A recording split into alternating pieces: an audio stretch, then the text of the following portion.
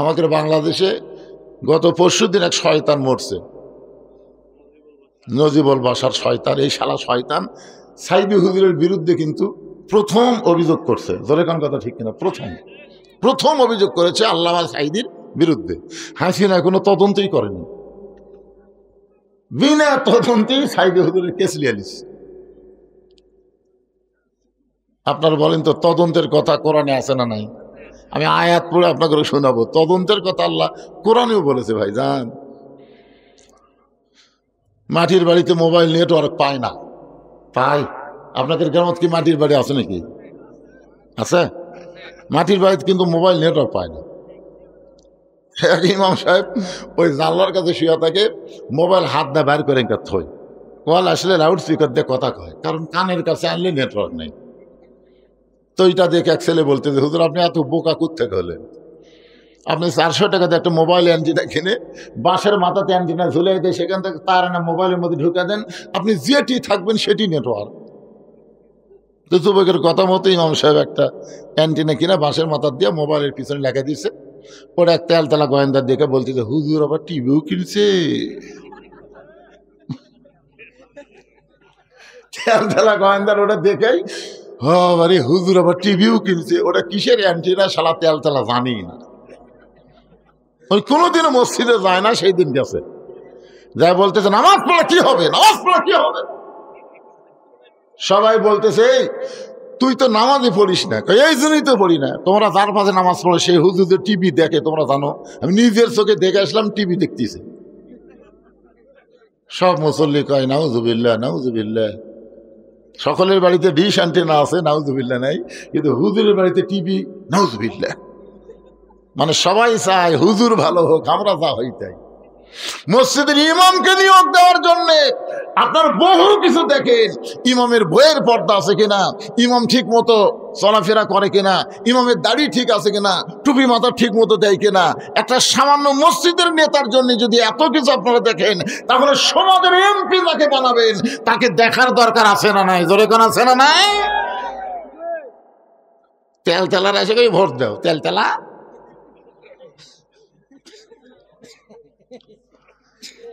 আর আইতাল্লাযী ইউকাযযিবু বিদ্দীন ফাযালিকাল্লাযী ইয়াদুল ইয়াতীম ওয়া লা ইয়াহুদ্দু আলা তুআমিল মিসকিন। সব মুসল্লি সিদ্ধান্ত লিছে আজকে হুজুরক বাদ দেবো। তেলতেলার কথা শুনে সিদ্ধান্ত লিছে হুজুরক বাদ দেবো।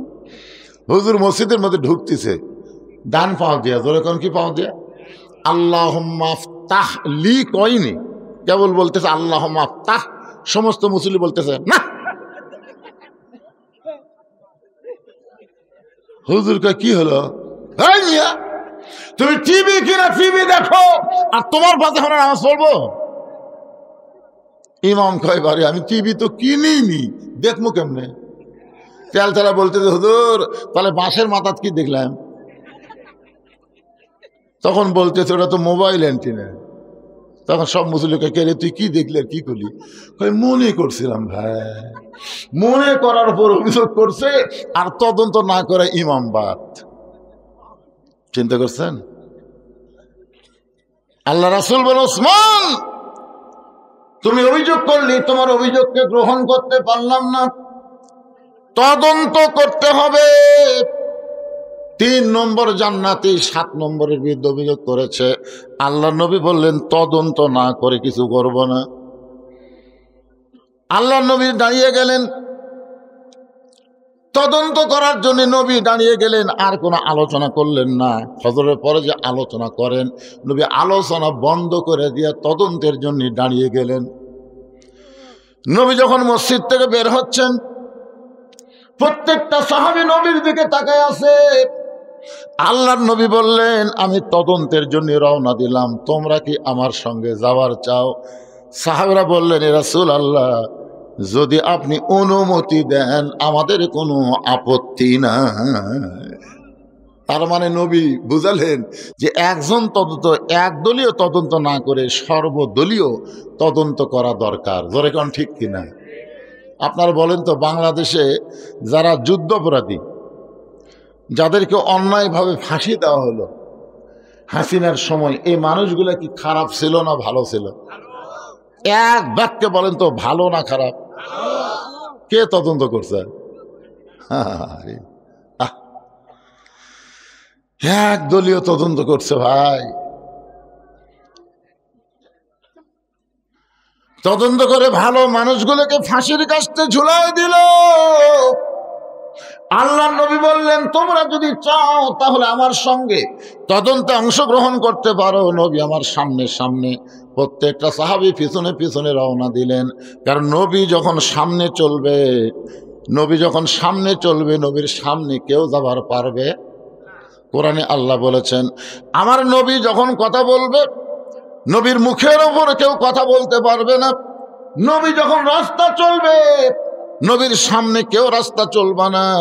বর্তমানে বাংলাদেশে কোনো নবী নাই, কোনো আলেম ওলামা যদি আপনারা দেখেন রাস্তায় চলতেছে, যদি আপনি সামনে চলেন, আলেমকে দেখার সঙ্গে সঙ্গে যদি মনে করেন এখন তো আর নবী নাই, আল ওলামা ওয়ারাসাতুল আম্বিয়া, আলেমরা হলো নবীদের ওয়ারিস, আমি হুজুরের সামনে যাব না, দরকার হলে হুজুরের পিছনে পিছনে যাব।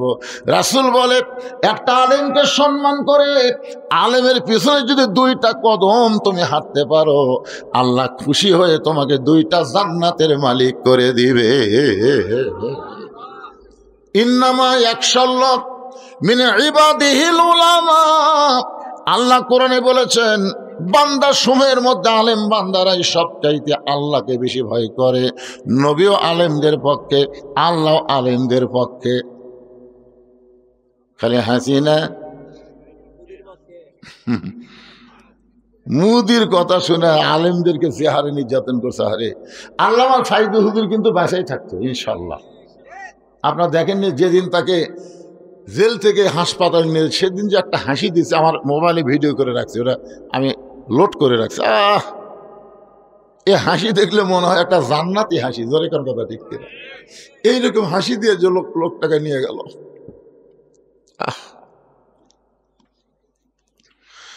জেলখানার মধ্যে তাকে হত্যা করা হলো, যার কারণে বাংলার প্রত্যেকটা মুসলমান বিশ্বাস করে আল্লামা সাইদি তুমি মরনি, শহীদ হয়েছ, আমরা এটাই মানি। আপনারা বলেন তো উনি মারা গেছে, ওনাকে হত্যা করা হয়েছে।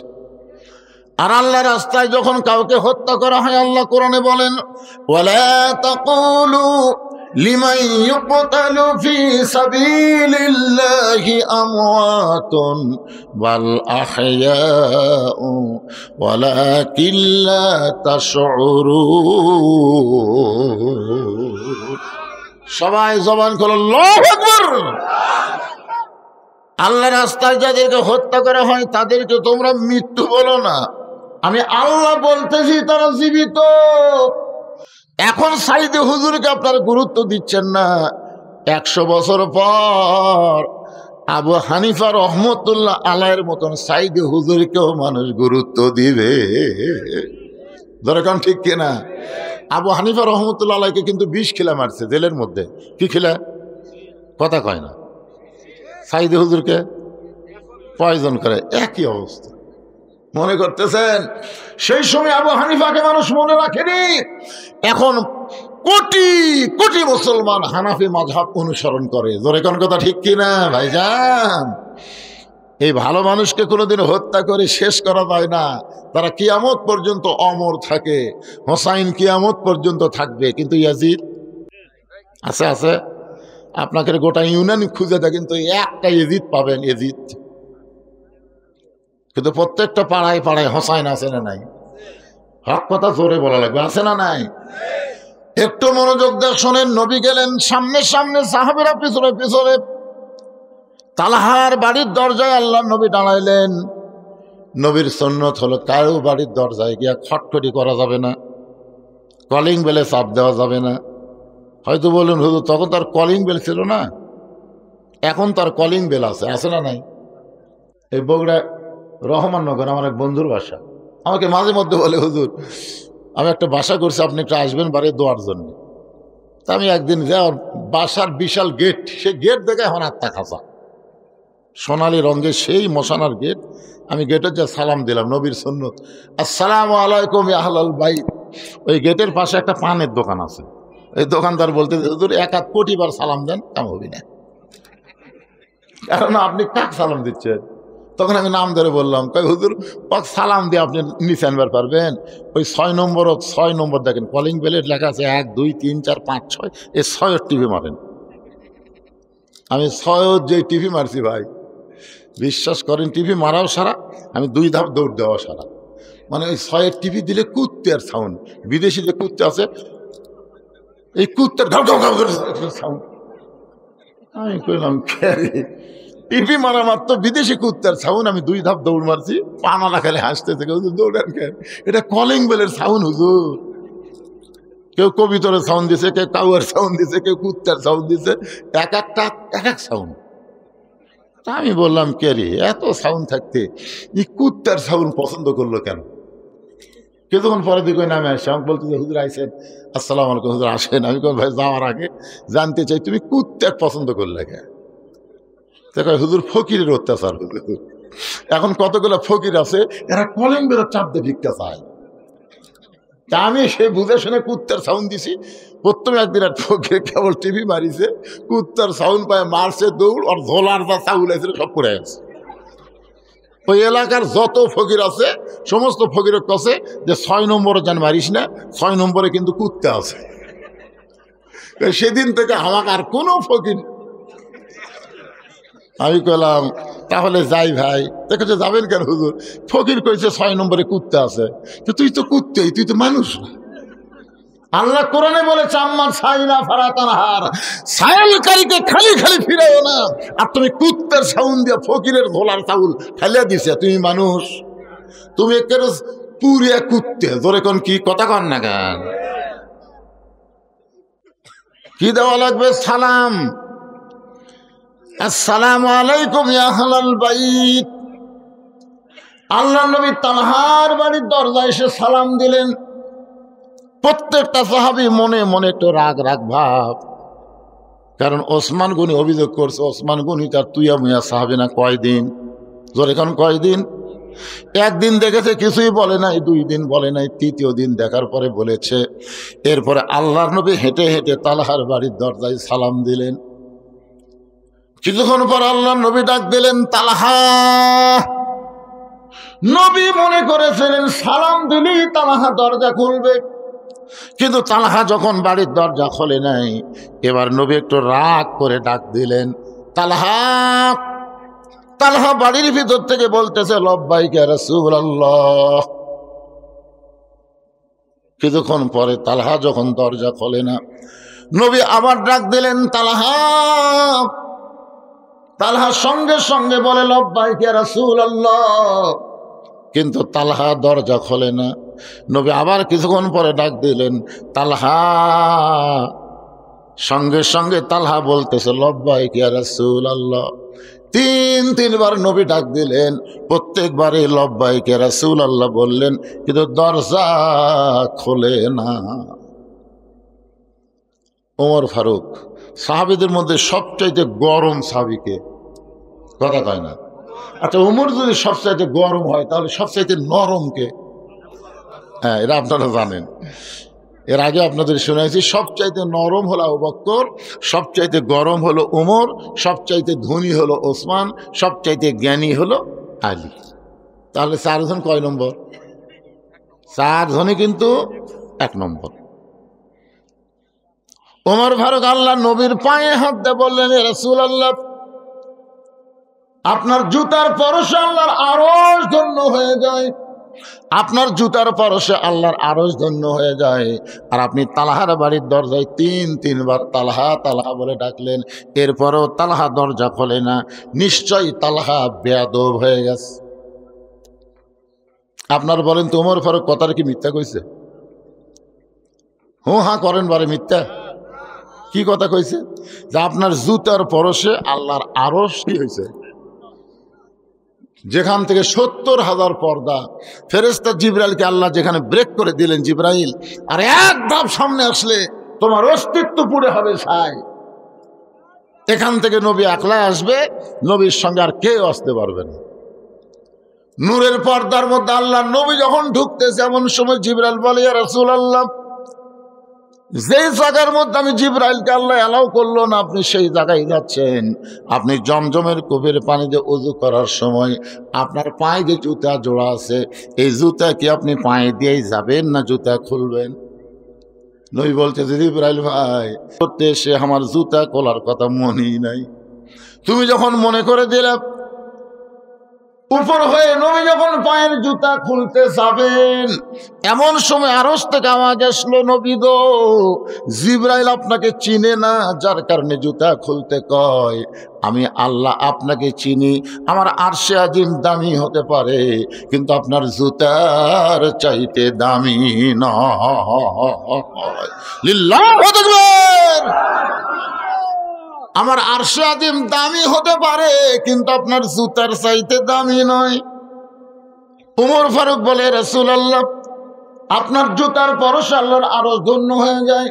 আর সেই নবী তালহার বাড়ির দরজায় তিনবার তালহা তালহা বলে ডাকলেন। প্রত্যেকবারই লব্বাইক লব্বাইক বলল, যদি এখন পর্যন্ত দরজা খুলল না, নিশ্চয় তালহা বেয়াদব হয়ে গেছে। আল্লাহ রাসূল বলেন, ওমর, সাবধান হয়ে যাও, তদন্ত করার আগে কোনো রিপোর্ট দেওয়া যাবে। এখনো তদন্তই হয়নি, তুমি আগেই রিপোর্ট দিলে বেদব।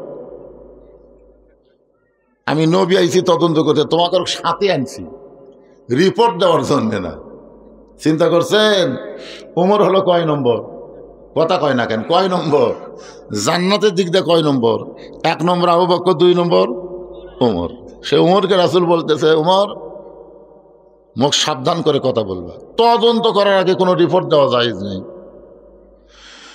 হযরত ওমর যেমন ছিলেন গরম, তেমন ছিলেন নরম। ওমর ফারুকের জীবনী পড়ে দেখবেন, তার মতন গরম মানুষ কেউ ছিল না, আবার তার মতন নরম মানুষ কেউ ছিল না। এতই নরম, বুঝলেন? গভীর রাত্রে মদিনার ওইগুলি ঘটতেছে, দেখে একটা তাঁবুর মধ্যে থেকে একটা পুরুষ বাহিরে বাইরে হয়ে খালি দৌড়াদৌড়ি করতেছে। ওমর ফারুক লোকটার সামনে রাতের বেলা গিয়ে সালাম দিয়ে বলে, আসসালামু আলাইকুম ভাই, কেমন আছেন ভাই? লোকটা সালামের উত্তর দেয় না। ওমর ফারুক আবার আসসালামু আলাইকুম ভাই, কেমন আছেন ভাই? লোকটা সালামের উত্তর দেয় না। যে ওমর রাস্তাতে গেলে শয়তান কয়দিন যায় না। ওমর ফারুক তৃতীয়বার যখন সালাম দিচ্ছে, আসসালাম, খালি সালাম দেশ, এই সালামের অর্থ তুই বুঝিস? ওমর ফারুক ক্যারে ভাই, সালামের অর্থ মানে আল্লাহ তোমার উপর শান্তি বর্ষিত করুক। তুই জানিস তাঁবুর মধ্যে কি হচ্ছে জানিস? আমার বাড়ি হলো অমুক জায়গাত, আমি গভীর রাত্রে আমার গর্ভবতী বউ নিয়ে অমুক জায়গায় যাচ্ছি, এই মাঝ রাস্তাতে আমার বইয়ের যে পেটের ব্যথা উঠছে, ওই তাঁবুর মধ্যে খেলে ও মারে বাবা রেখে কান দিচ্ছে, আর আমি বেড়া ঘুরতেছি, কি অশান্তি আমার, আর এই খালে সালাম মারতেছে। ওমর ফারুক লোকটার হাত ধরে বললেন, ভাইজান, আমার বেয়াদবি নিবেন না, আমার বাড়িতে ভালো একটা ধাত্রী আছে, আমি একটু নিয়ে এসে আপনার বইয়ের উপকার করতে চাই। ওমর ফারুক কত নরম মানুষ, দেখেন কি খারাপ ব্যবহার করছে, তারপরও নিজের বাড়িতে গিয়ে বললেন, আব্দুল্লাহর মা। ওমর ফারুকের ছেলের নাম হলো আব্দুল্লাহ। জোরেগান, ছেলের নাম কি? আব্দুল্লাহর মা, দরজা খোলো। সঙ্গে সঙ্গে দরজা খুলে গেল। ওমর ফারুক বলে, আব্দুল্লাহর মা, তুমি কি জান্নাতে যাবার চাও? বলে, 1000 বার চাই। তাহলে চলো যাই। সরাল্লা কর না কেন? নিজের বউকে বলতেছে, আব্দুল্লাহর মা, তুমি কি জান্নাতে যাবার চাও? বলে, 1000 বার চাই। তাহলে চলো যাই।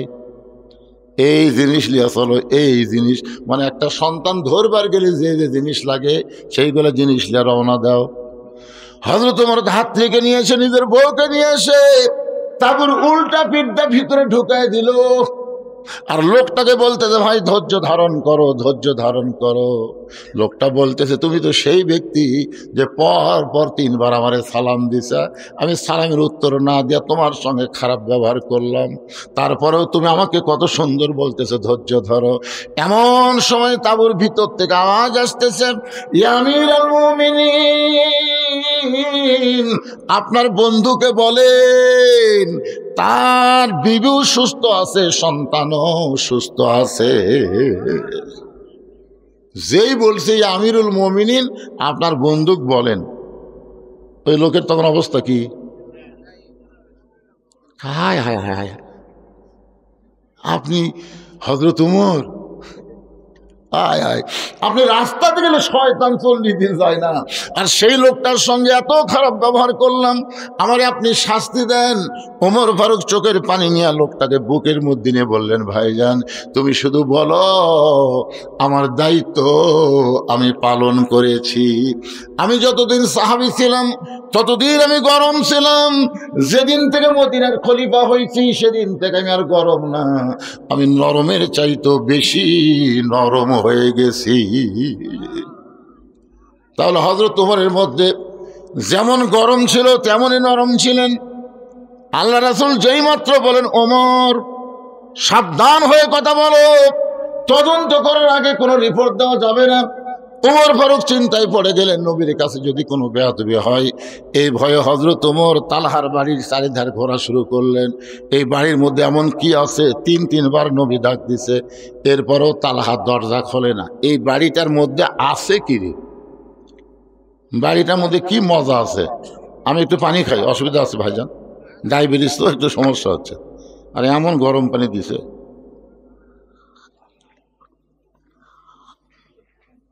একটু জিকির করেন লা ইলাহা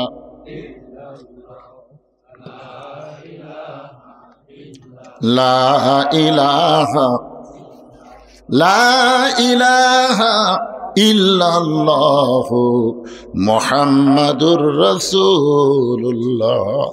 নবী 3 বার ডাকছে। কয়বার? প্রত্যেকবারই কি করছে? প্রত্যেকবারই জবাব দিছে।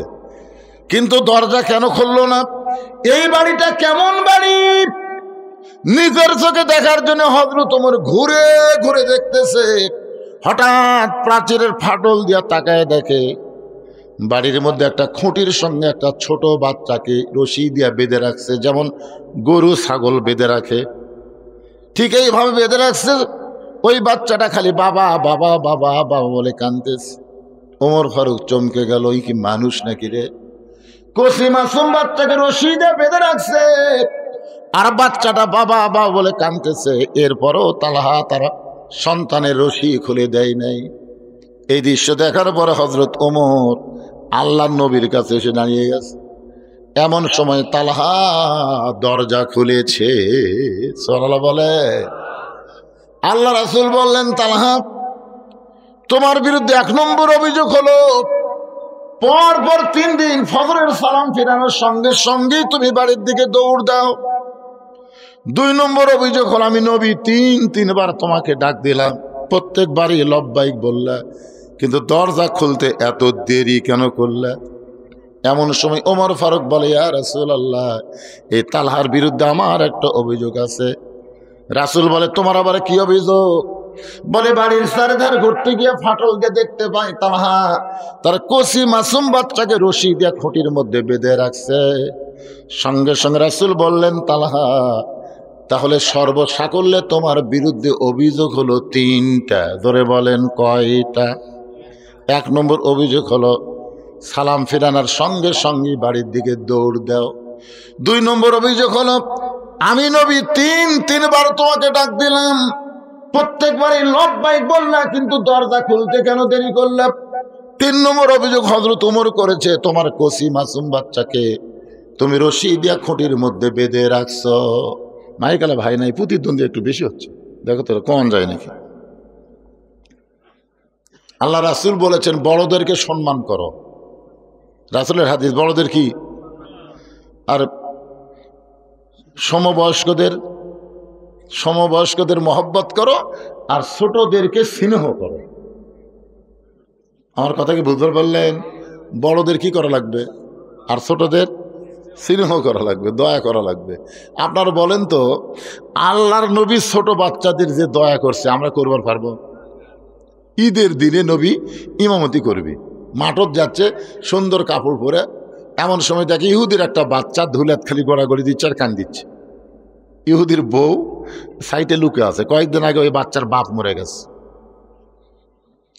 ইহুদির বিবি চিন্তায় পড়লো মুসলমানের নবী নাকি। ওয়ামা আরসালনাকা ইল্লা রাহমাতাল লিল আলামিন। আল্লাহ তাআলা বলেছেন আমাদের নবীকে বিশ্ব জগতের কি রহমত।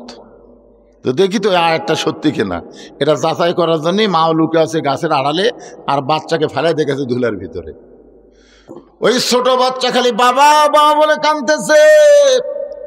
সঙ্গে সঙ্গে নবী ঈদের দিনে কাপড়ের দিকে খেয়াল না করে ওই বাচ্চাকে খেয়াল করে ধুলা মাখা বাচ্চাকে বুকের মধ্যে নিয়ে কপালে একটা চুমা খায়, বলে বাবা তুমি শুধু এতিম না, আমি নবীও এতিম। শিশুকালে মইরা গেছে মা, গর্ভে থাকতে মরছে পিতা, আমি চোখে দেখলাম না। কে করিবে লালন পালন, কে দিবে সান্ত্বনা, এই দুনিয়ার বড় এতিম নবী ছিলেন একজনা। মাথার পাগড়ি দিয়া ইহুদির বাচ্চার গায়ের ধুলা যখন নবী মুছে দেয়, এমন সময় মা চিৎকার করে বলে, ও মুসলমানের নবী, আজ থেকে শুধু আপনি মুসলমানের নবী না, আজ থেকে আপনাকে আমি নবী হিসাবে স্বীকার করে নিলাম। জোহরের নামাজের প্রথম রাকাতে নবী 3 বার সুবহান রাব্বিল আলা বলছে। প্রথম রাকাতের প্রথম সেজদায় কয়বার? 3 বার সুবহান রাব্বিল আলা বলেছে। দ্বিতীয় সেজদার নবী তোলে না। 100 বার সুবহান রাব্বিল আলা সাহাবীরা পড়ছে, কিন্তু নবী সেজদা তোলে না।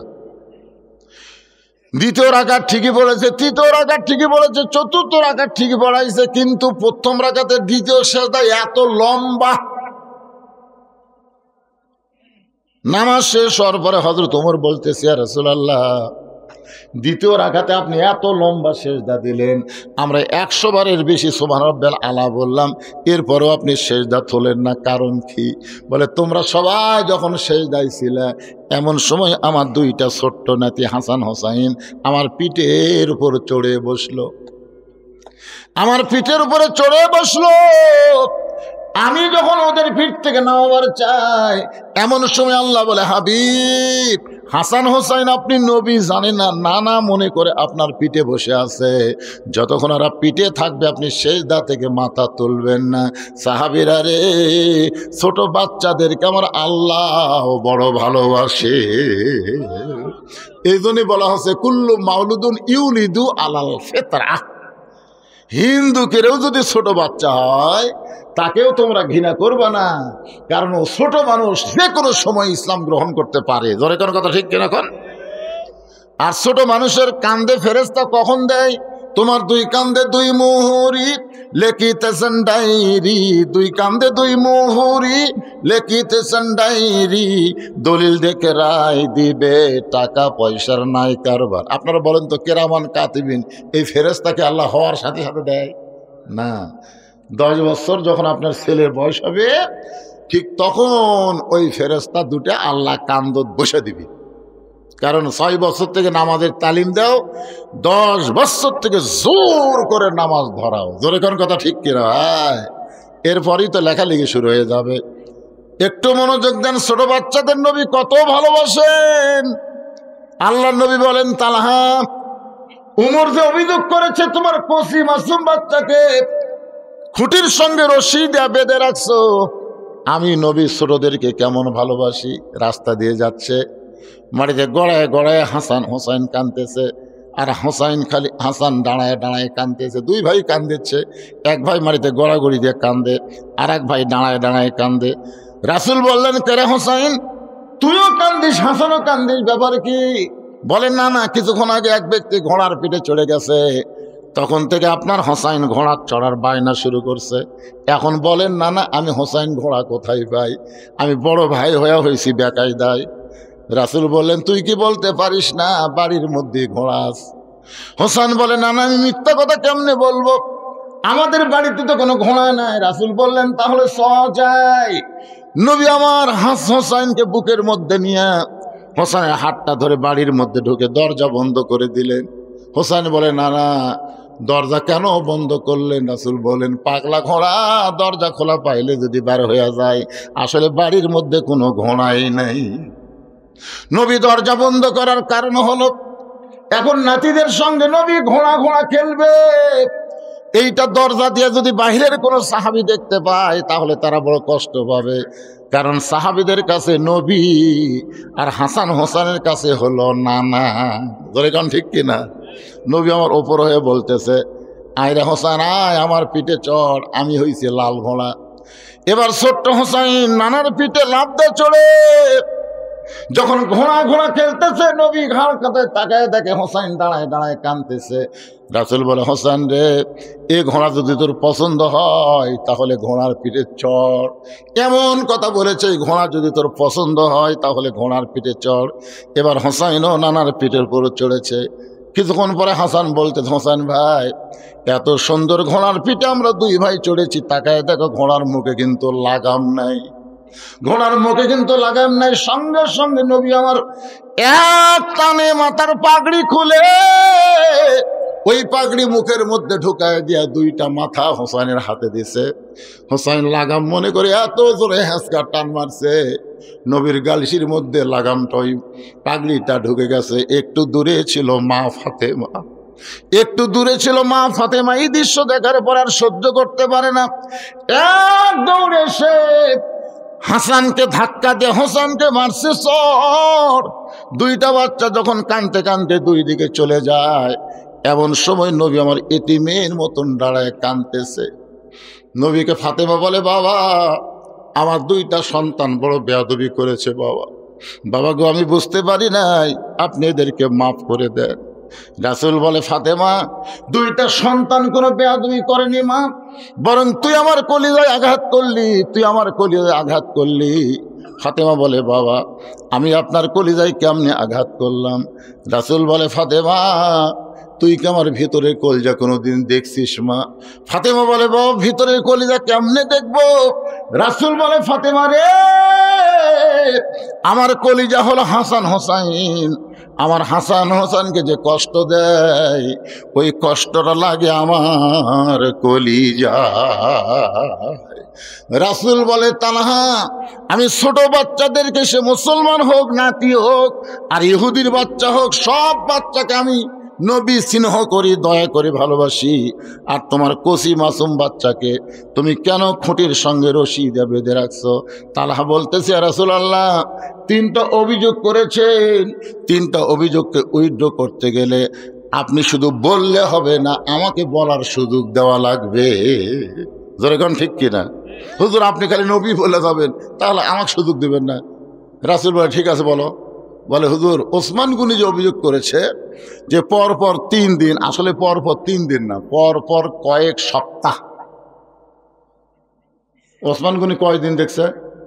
আসলে 3 দিন না, কয়েক সপ্তাহ হলে আমি আমল করতেছি, আপনি সালাম ফিরালেই বাড়ির দিকে দৌড় দিই।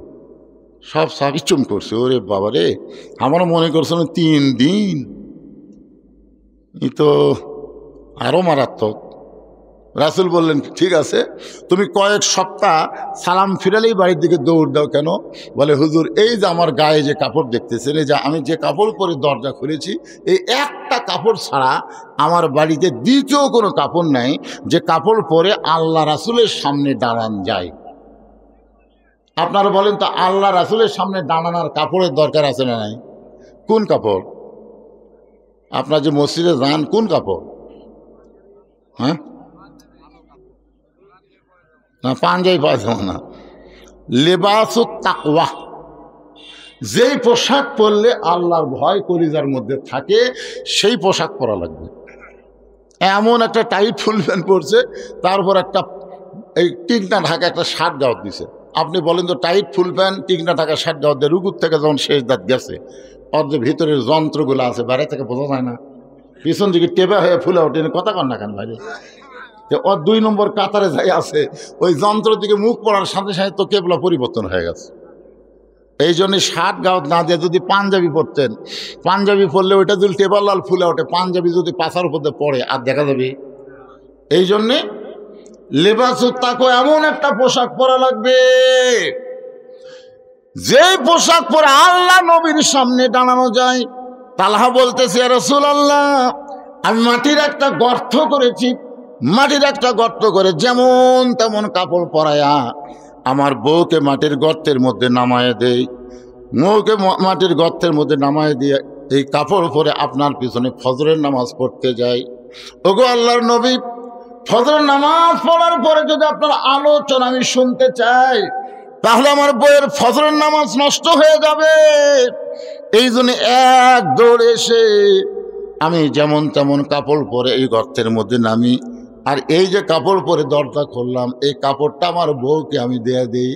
আমার বউটা এই কাপড় পরে যখন আল্লাহর নামাজ পড়ে আল্লাহর কাছে কাঁদতেছে, এমন সময় আপনি এসে আমাকে তালাহা তালাহা তালাহা বলে ডাকতেছেন।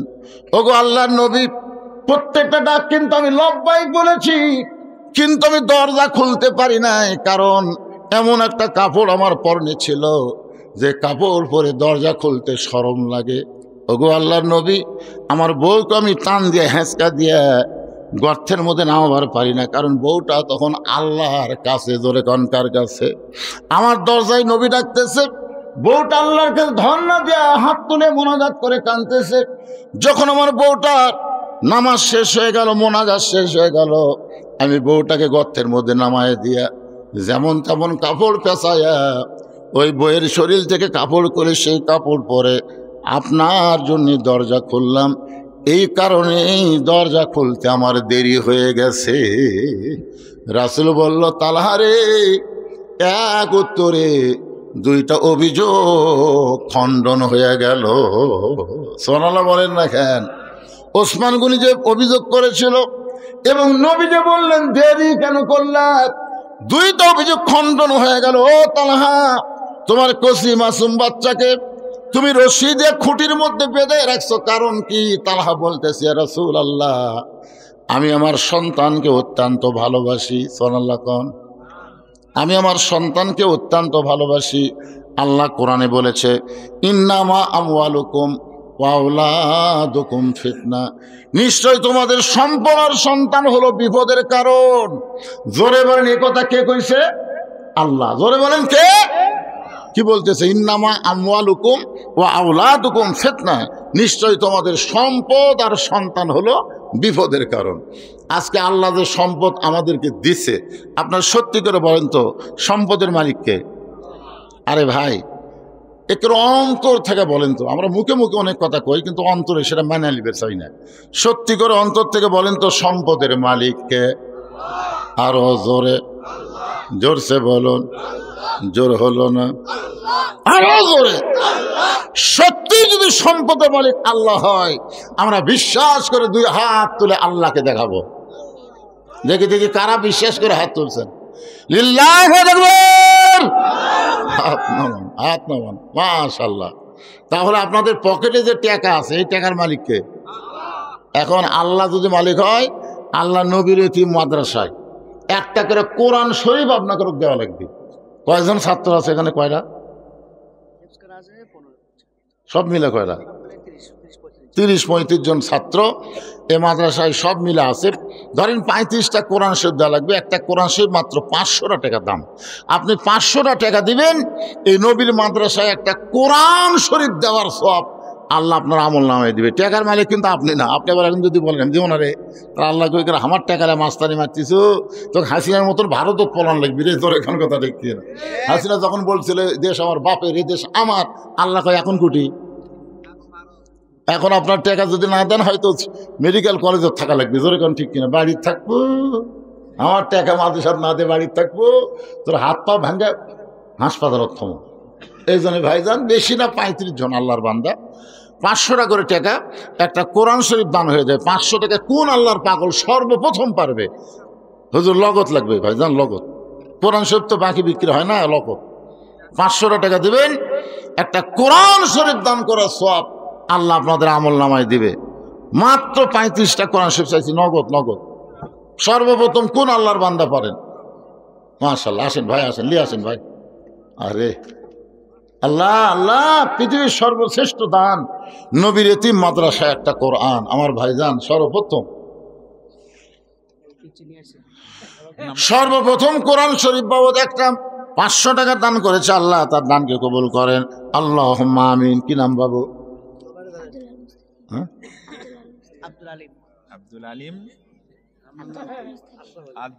আব্দুল আল মুস্তাকিম।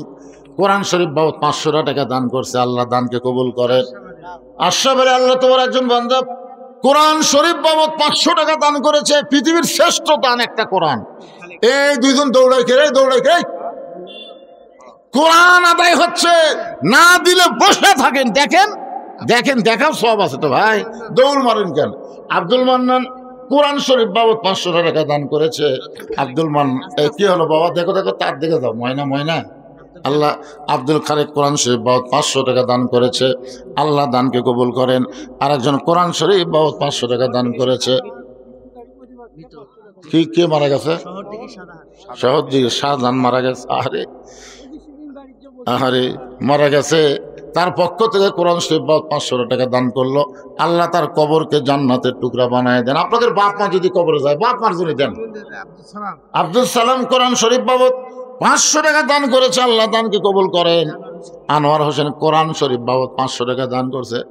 বাপ মা মারা গেছে, বাপ মা কবরে গেছে, বাপ মার জন্য একটা করে কলসব দেন ভাই, একটা করে কোরআন দেন। আল্লাহ বাবার জন্য কোরআন শরীফ বাবদ 500 টাকা দান করেছে, আল্লাহ দানকে কবুল করেন। আল্লাহ নেক নিয়ত নিয়ে গেছে পড়াক, আল্লাহুম্মা আমিন। 500 টাকা দান করেছে কোরআন শরীফ বাবদ, আল্লাহ দানকে কবুল করেন। মোফাজ্জল ভাই কোরআন শরীফ বাবদ 500 টাকা দান করছে, একে দিল। মিঞ্জু আল্লাহ কোরআন শরীফ বাবদ 500 টাকা দান করেছে, আল্লাহ দানকে কবুল করেন। আপনার কি মেয়ে মানুষ বসার ব্যবস্থা করছেন? সেটা কোন সাইডে? তো ওটি তোরা দেওয়ার জন্য লাফাচ্ছে, কিন্তু ওটি যাবি কে? ওটিকে আদায়ের লোক আছে, লোক আছে। ও মা মারে মারে মা খাদিজার সঙ্গে যেন আল্লাহ জান্নাতে কোরআন শরীফ বাবদ 500 টাকা দান করবেন। বাপ মা যাদের কবরে গেছে, একটা কোরআন দান করলে বাপ মার কবর আল্লাহ জান্নাতের টুকরা কে দিল? নাম বলে নাই, নাম বলে নাই। আমার এক ভাই কোরআন শরীফ বাবদ 500 টাকা দান করেছে, আল্লাহ দানকে কবুল করেন। আল্লাহুম্মা আমিন। হ্যাঁ, সবার থেকে আসেনি, কুটি গেছে। আচ্ছা না দিয়ে করে কোরআন শরীফ দিয়ে পারবি না, এদিকে হয়তো দান করে পারবি। 500 টাকা সবার আছে, তাই 200 টাকা 100 টাকা 300 টাকা 400 টাকা দান করবি। কোরআন হলো 500 আর দান 200 100 যাই পারেন সবাই দান করবেন এই মাদ্রাসায়। যদি নগদ না পারেন বাকি আলু দেন। আলু লাগালে আপনারা আলু লাগাচ্ছেন, এবারে কিন্তু আলুর দাম কমবি রে। মানে আমি যত জায়গা যাচ্ছি, শিবগঞ্জের কোনো জমি আর ফাঁকা নাই ভাই। আলু আলু হাই রে আলু রে।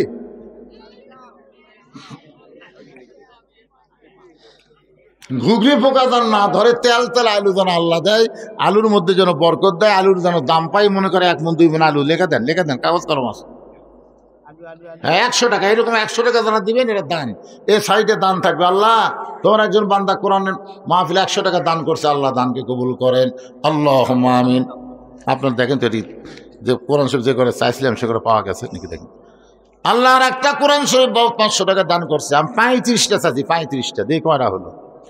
আল্লাহ 35 জন আল্লাহর বান্দাকে একটা করে কোরআন শরীফ দান করার মতন ইমানি শক্তি দান করো। যাদের বাপ মা কবরে গেছে, বাবা কান্দে মা কান্দে কবরে শুয়া, দেখলি না রে দরদের বেটা একবারও আসি। আপনাকে এখন বাড়ি যাবেন, নিচে তোষক উপরে কম্বল ল্যাব, আর আপনার বাপের কবরের খবর কি বাবা?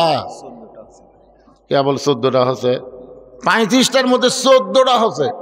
15 নম্বর কোন আল্লাহর বান্দা পারেন? কত টাকা কত দিকে কত হালে চলে যায়। নবীর এতিম মাদ্রাসায় দান করিলে দুনিয়া এবং আখিরাতে আল্লাহ দিয়ে দেয়। আল্লাহ দুনিয়ার কথা বলেছে, ওমা তুনফিকু মিন শাইইন ফি সাবিলিল্লাহি ওয়াফা ইলাইকুম ওয়া আনতুম লা তুজলামুন।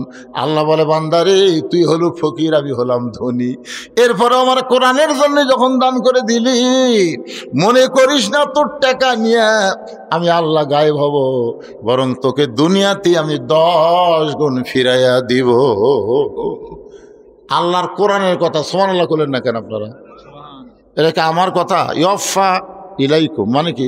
তোমাদেরকে ফিরা দেওয়া হবে। তোমরা দিবা 10, আমি দিবা 100। এটা দুনিয়াতে ফেরত, আর দান করার কারণে আল্লাহ জান্নাত দিবা। সকি হাবিবুল্লাহ দানকারী আল্লাহর দোস্ত। বাবা মার জন্য একসঙ্গে 2টা কোরআন বাবদ 1000 টাকা দান করছে, তাহলে হয়ে গেল কয়টা? 16টা হয়ে গেছে। এলে ধরছেন, এটা ধরেননি। এটি একটা আছে ভাই, হয় না? এটি একটা আছে। হ্যাঁ হ্যাঁ, 17টা হয়ে গেছে। 17টা হয়ে গেছে। 18 নম্বর কে পারেন একটা কোরআন শরীফ জানতো দেখি? পৃথিবীর সর্বশ্রেষ্ঠ দান নবীর মাদ্রাসা একটা কোরআন, নবীর এতিম মাদ্রাসা একটা কোরআন দিবেন, বাচ্চারা হাতত করলে পড়বে। আপনি কোথায় যাবেন? সেখানে সব পাবেন ভাই। দেন দেন দেন দেন, কবিতরের মতন বাক বাকুম করে পড়বে রে। এই মাদ্রাসার বাচ্চারা দেখেন, 1 ওয়াক্ত নামাজ বাদ নেয়, ঠান্ডার মধ্যে উজু করে নামাজ পড়ে, শেষ রাত্রে কোরআন পড়ে। আর সেই মাদ্রাসা গরিব হালতে থাকবে, দেখে মাদ্রাসার জানলা নাই, যে মুখ লাগে দেখা লা ইলাহা ইল্লাল্লাহ। দেন সবাই দেন, ব্যাগের মধ্যে দিয়ে দেন, দেন সবাই দেন।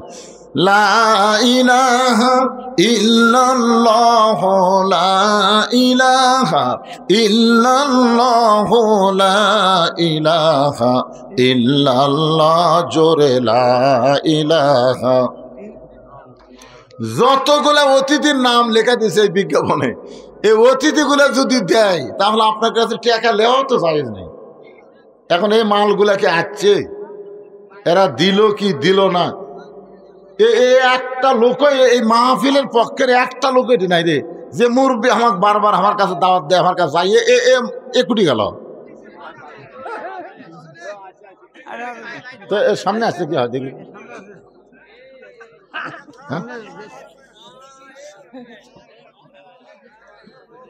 আচ্ছা ভাই, আপনি এই মাদ্রাসার কোনো পদে নেই, তুই এমনি এমনি দৌড়েন খালি।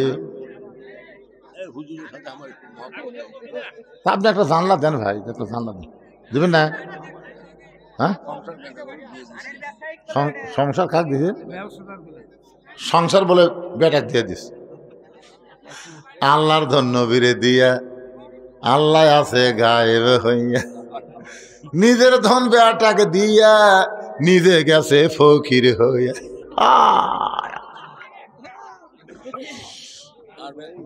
এই শোনেন, একটা জানলা দেওয়াই লাগবে, যত হাই বেটাক দেখুন জান।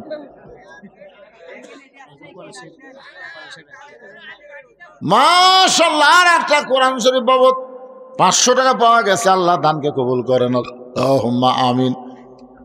হয়ে গেছে 21টা, আর মাত্র 14টা, আর মাত্র 14 জন আল্লাহর বান্দা 500 করে টাকা দিবেন। যদি কেউ মনে করে হুজুর আমার বাপ মা 2 ছেলে কবরে গেছে, বাপ মার জন্য 1000 টাকা দিলাম, এরকম নিয়ত করে দান করেন বাজান। দুনিয়ার সবচাইতে বড় দান নবীর মাদ্রাসা একটা কোরআন দান করবেন। 500 টাকা দিলি একটা কোরআন দানের সওয়াব আল্লাহ দিয়া দিবে। আল্লাহর নবী বললেন, তালহা, তোমার কসি মাসুম বাচ্চাকে তুমি অত্যন্ত ভালোবাসো। উমর ফারুক বলে, ইয়া রাসূলুল্লাহ, এই ভালোবাসাই তো হলো নিজের সন্তানকে রশি দিয়ে খুঁটির মধ্যে বাঁধা রাখা। রাসূল বলে, ওমর তুমি কথা বলো না, তালহার কাছ থেকে শুনতে চাই, তালহা তার বাচ্চাকে কেমনে ভালোবাসে। ভালোবাসার বহিঃপ্রকাশ হলো চুমু খাওয়া, বুকে নেওয়া, কান্দে নেওয়া, তাই না? আমার বাবাকে আমি ভালোবাসি, কানলি মোবাইল চালু করে দেই, আমার বাবা আর কান্দে না। আমার বাবুকে এত ভালোবাসি, মোবাইল ছাড়া আমার বাবু ভাত খায় না। নাই, আমার বাবু হুজুর সেই বাবু, মোবাইল না দিলে ওই খাই না। যখন ভাত খায় না, কান সারতে একটা চড় মারল এর মোবাইল দেখতে। যারা সন্তানকে ভালোবাসে তারা দুনিয়ার জন্য ভালোবাসে না, তারা জান্নাতের জন্য ভালোবাসা লাগবে। জোরে কোন কথা ঠিক কিনা? দুনিয়াতে ভালোবাসা, বাড়ি গাড়ি সয় সম্পত্তি করে দিলেন, আপনি মরে গেলেন, ওই টুটু কোম্পানির ম্যানেজার হলো, ওই ভালোবাসার কাম হলো? আপনি কবরে বসতে বুঝবেন ঠেলা কাক কয়। যারা সন্তানকে প্রকৃত ভালোবাসে, শোনেন তাদের কথা। তালহা বলতেছে, রাসূলুল্লাহ, এই যে আমার বাড়ির দরজায় একটা খুরমা খেজুর গাছ দেখতেছেন, এই যে আমার বাড়ির দরজায় একটা খেজুর গাছ দেখতেছেন গো নবী, এই গাছটার মালিক হলো একজন ইহুদি।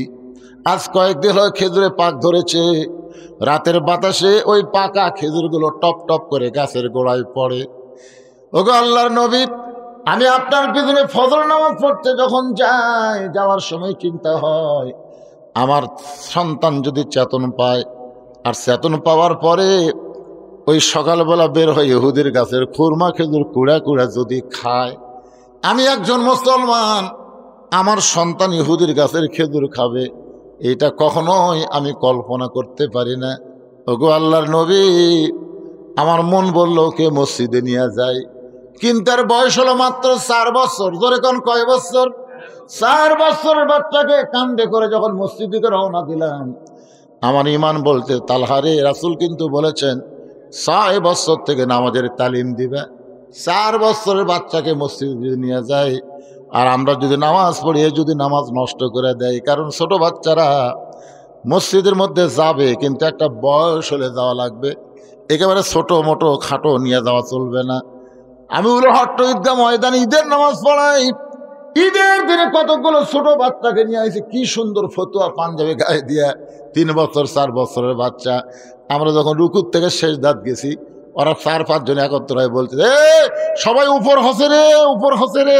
আমরা গেছি শেষ দাঁত, ওরা করছে উপর হসে রে। এ কথা শুনে মুসল্লিও হাসে, আমি যে একটা ইমাম মানুষ ভাই, আমিও হাসি আটকার পারিনি। কে রে, আমরা উপর হসিরা শেষ দাঁত গেছি।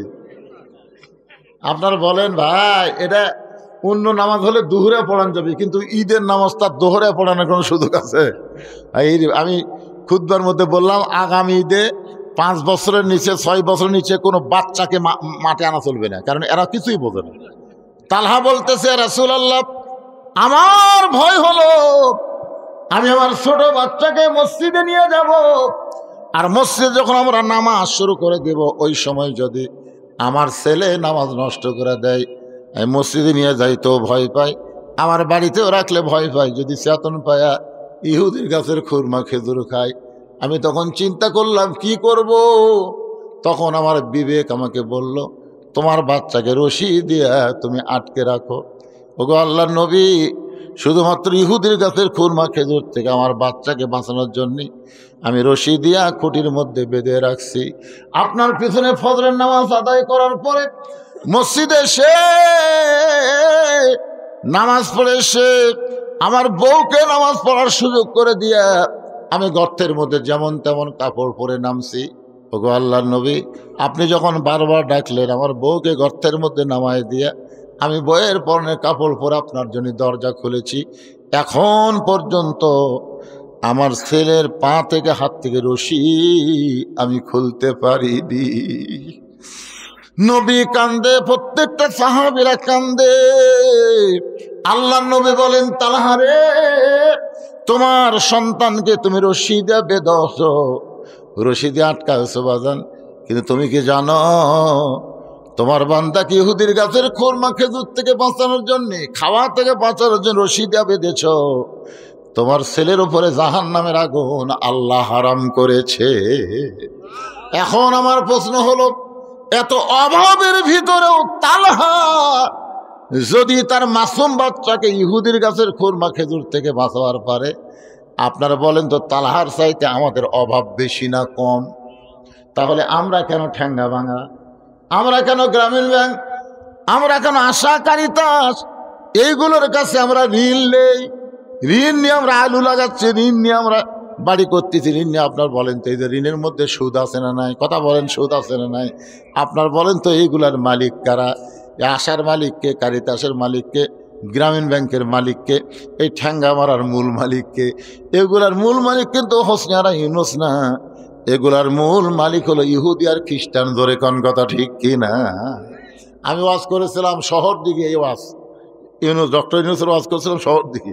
এই ওয়াজ করতে আপনার ওই তার মধ্যে আমি বলছিলাম ঠ্যাঙ্গা মারাও কম না। তারপরে আমার কাছে গেছিল এরা, আমার বাড়ি যাই, হুজুর ওয়াজ করে তো টাকা ভালোই কামাই করেন হুজুর, কি করবার পারছেন, কি করবার পারছেন? আমরা এনজিও, আমরা দাতা সংস্থা, আমরা মানুষকে দান করি হুজুর, মানুষকে বাড়ি ঘর বানিয়ে দিই, এ করি সে করি, আমরা হলাম দাতা সংস্থা। ওরে বাবারে, ওরা বলে দাতা সংস্থা। তখন আমি বললাম, ভাই তোমরা আমার কাছে আসছে তখন একটা গল্প শোনো। বলে কি গল্প? বলে এক মানুষ 2 বিয়ে করছে, 2 বিয়ে করছে, 2 বউকে আপনারা কি কন? 2 বউকে আপনারা কি কন? সতীন না? আপনার বন্ধু সতীনে সতীনে মারামারি না মহব্বত? মারামারি বেশি, কিন্তু আল্লাহর কি কাম, 2 সতীনের একই সাথে 2টা বাচ্চা হচ্ছে। মানে 200 দিনে একই সাথে 2 ছেলে হয়েছে। তো কিছুদিন পরে গ্রামের মধ্যে একটা রব উঠছে, সতীন তার সতীনের সন্তানকে মাটির থুয়ে আর শত্রুর সন্তান কোলে নিয়ে আদর করে। সবাইকে না, এ কথা বিশ্বাস করা যায় না। তো এক মেয়ে মানুষ বলতেছে এটা বাইরে থেকে বোঝা যাবে না, ভিতরে ঢোকা লাগবে। তো এক মেয়ে মানুষ তদন্ত করার জন্য ভিতরে ঢুকে দেখে একটা সন্তান মাটির খালে পেঁয়া পেঁয়া করে কান দিচ্ছে, আর একটা কোলতলে বাবু তো করতেছে। তখন বলে কে মাটির কান দে, ওটা কে? ওটা আমার কলিজার টুকরা, ওরা কলিজার টুকরা মাটির কান দিচ্ছে। তো কোলের মধ্যে কে? আমার শত্রুর সন্তান, সতীনের সন্তান। তো সতীনের সন্তান কোলে নিয়ে আদর করতেছিস, আর তোর কলিজার টুকরা মাটির থুদিস, কারণ কি? বলে জানিস না, আমার স্বামী গরিব, আমার স্বামী মরে গেলে আমার সন্তানকে কাজ করা লাগবে। তো ছোটোবেলায় মাটির থাকলে মাটির একটা আত কানেকশন পাচ্ছে, এদের রোদ পাচ্ছে, রোদের ভিটামিন সি পাচ্ছে, মাটির আত কানেকশন পাচ্ছে, আর যত কান দিচ্ছে তত ব্যায়াম হচ্ছে। করে কান দিচ্ছে আর হাত পা মারতেছে, আর ব্যায়াম হচ্ছে, আর শরীর সেই সাইজ হচ্ছে। বড় হলে পানি ভিজলেও সত্যি হবে না, ওদুত পড়লেও কাম বাড়িতে আসবি না।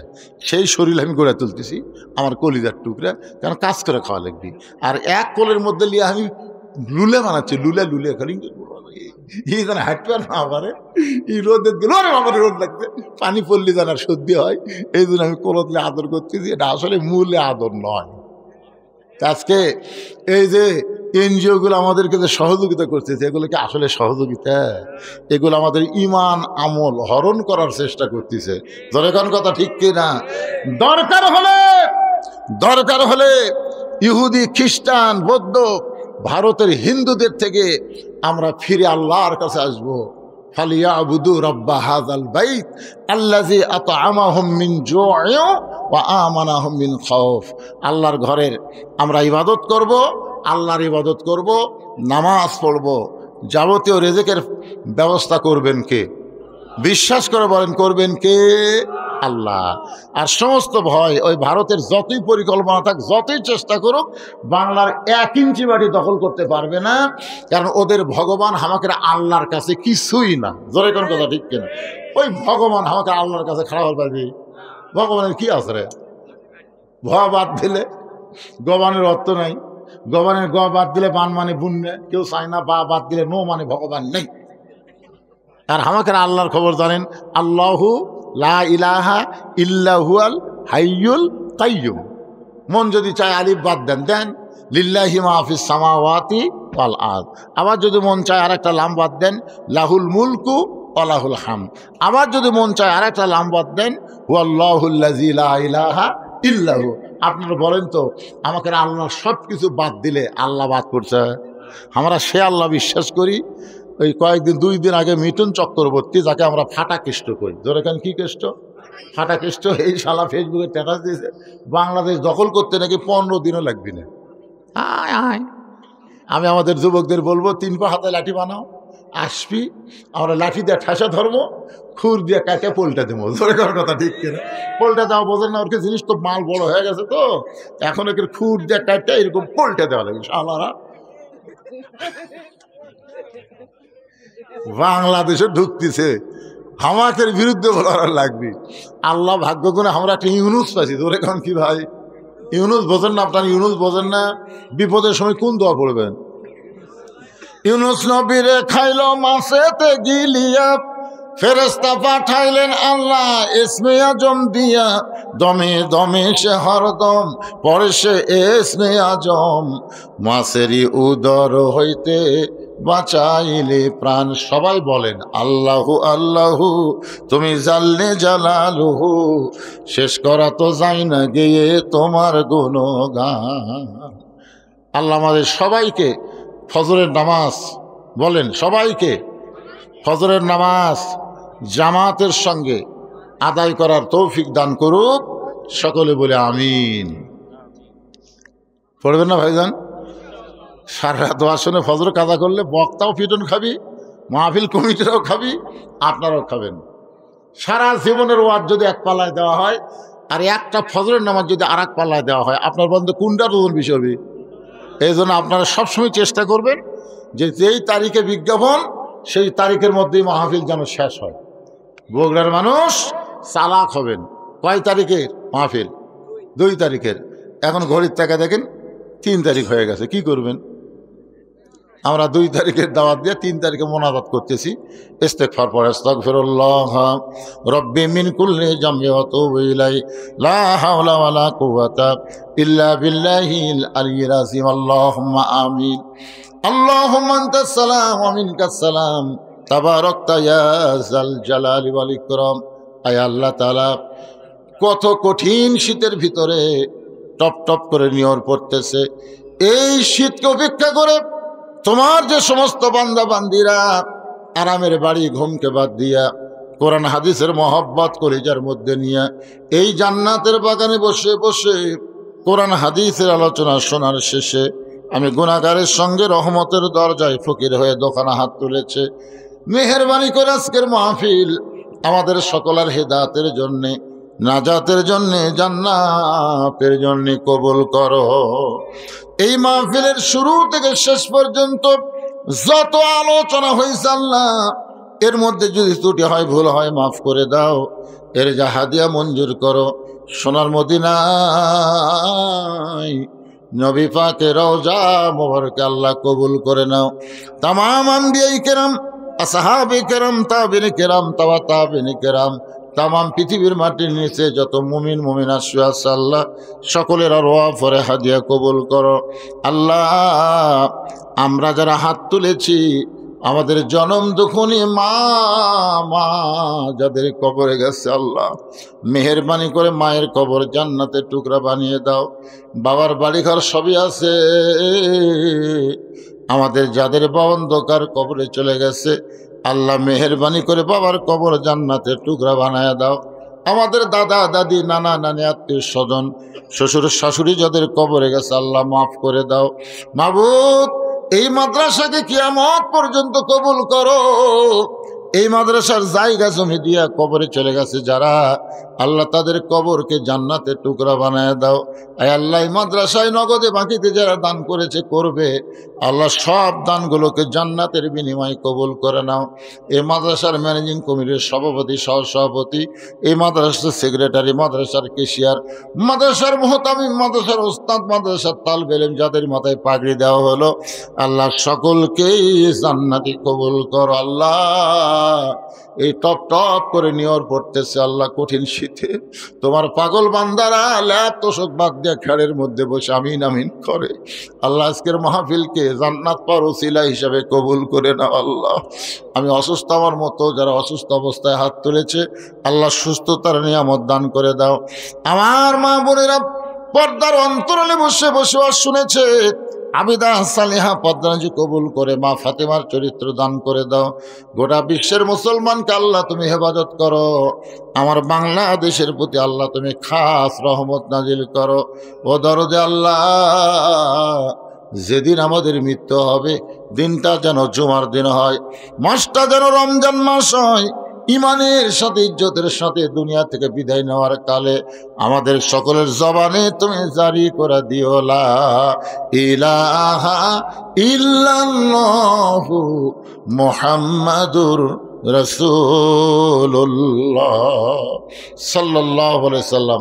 আসসালামু আলাইকুম ওয়া রাহমাতুল্লাহি ওয়া বারাকাতুহু।